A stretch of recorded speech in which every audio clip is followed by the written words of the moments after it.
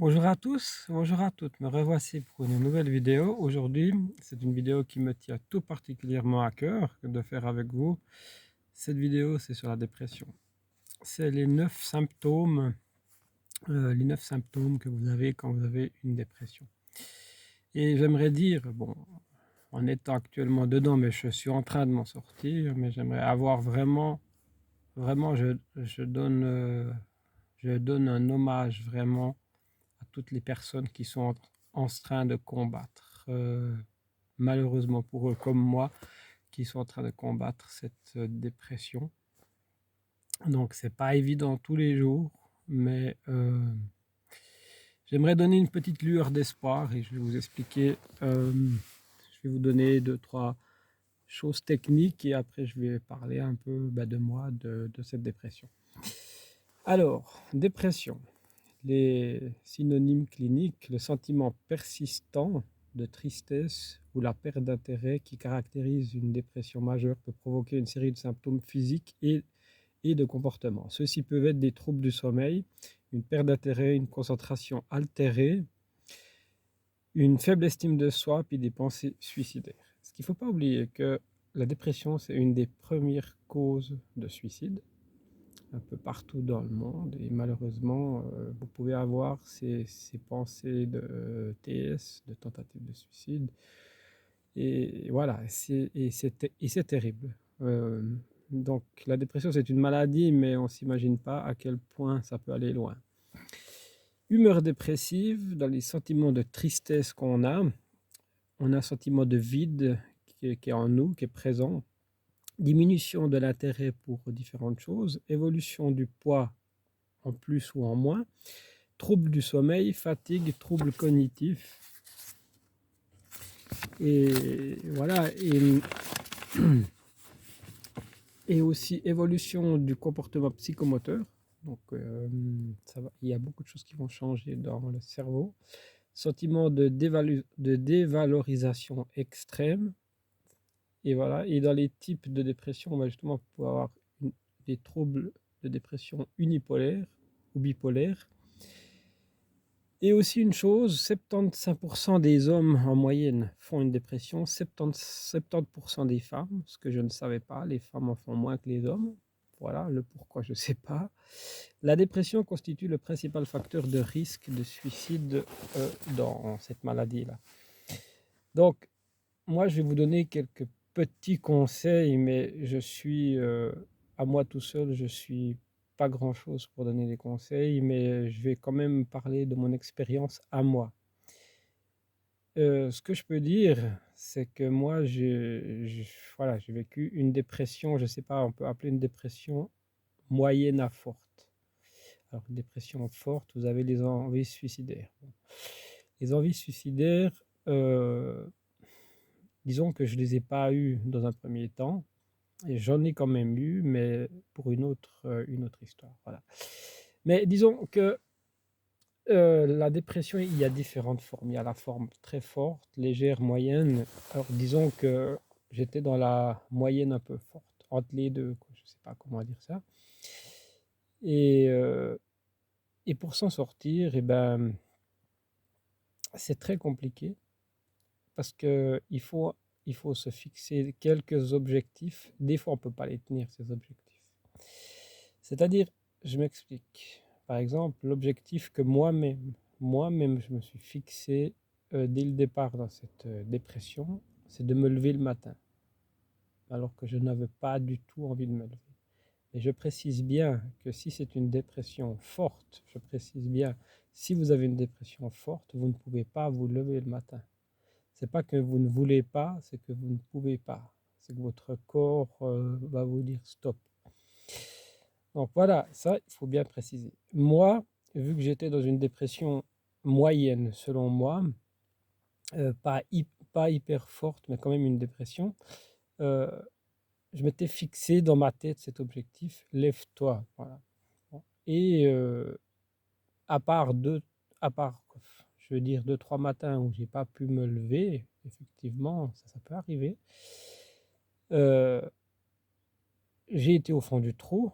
J'ai été au fond du trou comme tout le monde dans une dépression, je pense. On a tous cette période terrible où on est au fond du trou, on est dans un vide total, très difficile à expliquer, un sentiment de mal-être persistant.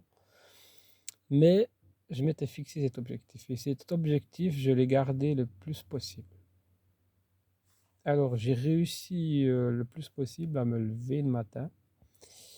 Après ça, j'ai réussi à notifier tous mes sentiments, les bons et les mauvais. Marquer ce que vous ressentez, c'est aussi, vous déposez les choses, c'est bien. La méditation m'a énormément aidé. La méditation, à un moment donné dans ma vie, m'a sauvé la vie. La méditation, je vous conseille vivement. La méditation pleine conscience, plus particulièrement. Après, il y en a d'autres. Il y a aussi le yoga, et il y a la sophrologie qui est très bien, le yoga aussi. Et il y a tout simplement aller faire une balade en forêt, s'arrêter, écouter la nature, écouter les oiseaux. C'est la meilleure connexion Wi-Fi du monde, c'est la nature.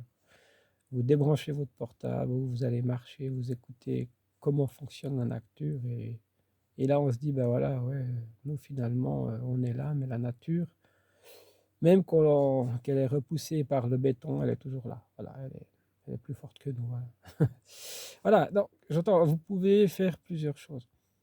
Je dirais qu'il faut un peu avoir des bagages, mais je dis bien, c'est pas évident, parce que si vous avez une dépression très forte, il vous faut, bien sûr, il faut prendre des médicaments. Moi, j'en prends également.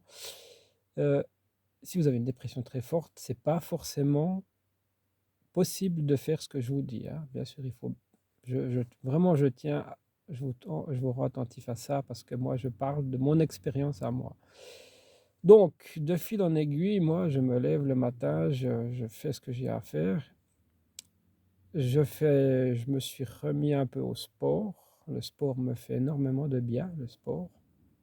Et puis, la marche, aller dans la nature. La méditation à une autre époque, maintenant, j'en fais plus trop, mais la méditation qui est mélangée avec la médecine chinoise est très bien aussi, par exemple. Enfin voilà, essayez de trouver des choses que vous pourriez faire comme ça. Et surtout, surtout, ça c'est très important. Consacrez-vous du temps, ça c'est très important, je trouve. Consacrez-vous du temps à faire une activité que vous aimiez faire.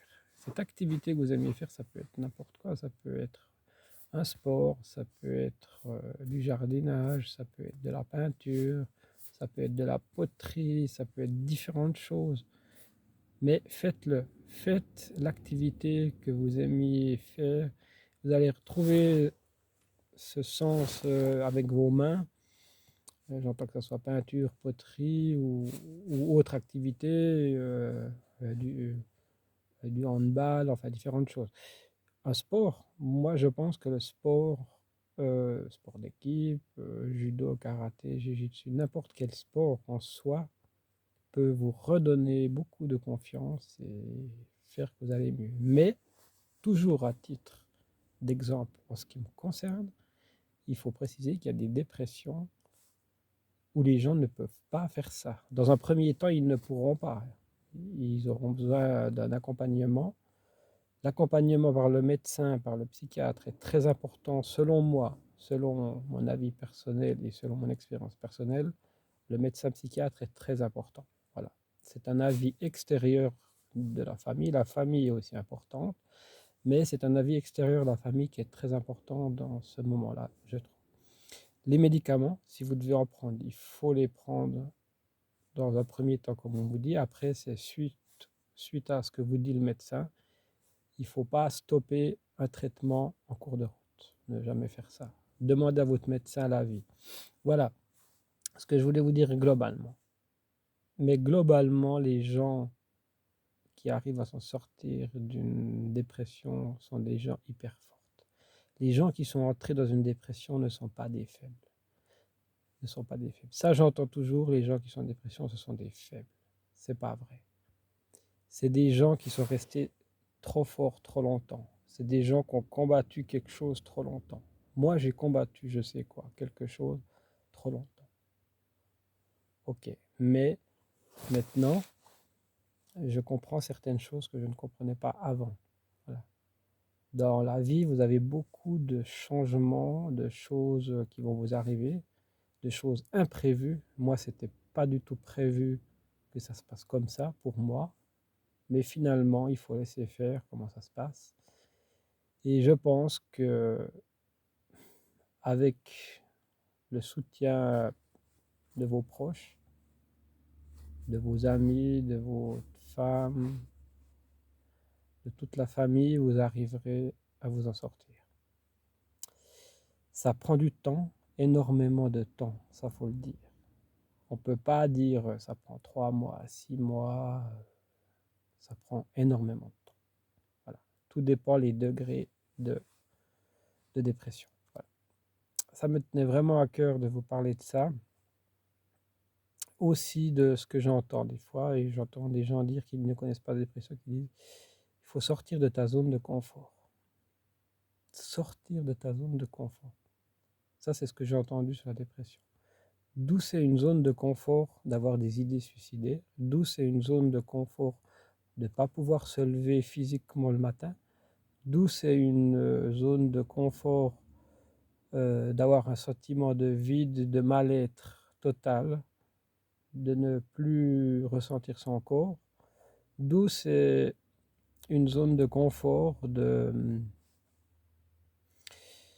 d'avoir une faible estime de soi, d'où c'est une zone de confort de ne pas savoir si un jour ou le lendemain vous allez bien, vous n'allez pas bien. C'est une super zone de confort, je trouve. Il faut, voilà, je suis désolé, mais les gens qui disent ça, ils n'ont jamais vécu de dépression. Le jour où ils auront une dépression, alors là, ok, ils pourront venir me parler de zone de confort. Je les attends de pied ferme. Parce que dans la dépression, il n'y a aucune zone de confort. Aucune. Quand vous êtes mal, vous êtes mal. Quand vous êtes au fond du trou, vous êtes au fond du trou. Quand vous avez des idées suicidaires, vous les avez, et des fois même, il y en a qui passent à l'acte. Il y a franchement rien à dire. Éviter les gens qui ne savent pas, de ne pas parler de ce qu'ils ne savent pas, je trouve. Voilà. Si vous savez, ben vous en parlez. Si vous ne savez pas, vous en parlez. Voilà. Merci à tous et à toutes de me suivre. Je vous souhaite une excellente journée. Je vous aime tous et toutes. Vous êtes tous dans mon cœur. On se retrouve demain pour la vidéo humoristique ou sur l'amour ou la philosophie. Je vous aime tous et toutes. Vous êtes tous dans mon cœur. Et ça me fait chaud au cœur que vous me suivez. Et cette vidéo ici particulièrement me tenait à cœur. Elle dure un peu plus longtemps. Voilà. Alors bye bye à tous. Bonne journée. Je vous aime tous. Bye bye. Bonne journée à tous et à toutes. Merci. Merci beaucoup de votre présence et de vos messages très très précieux. Merci.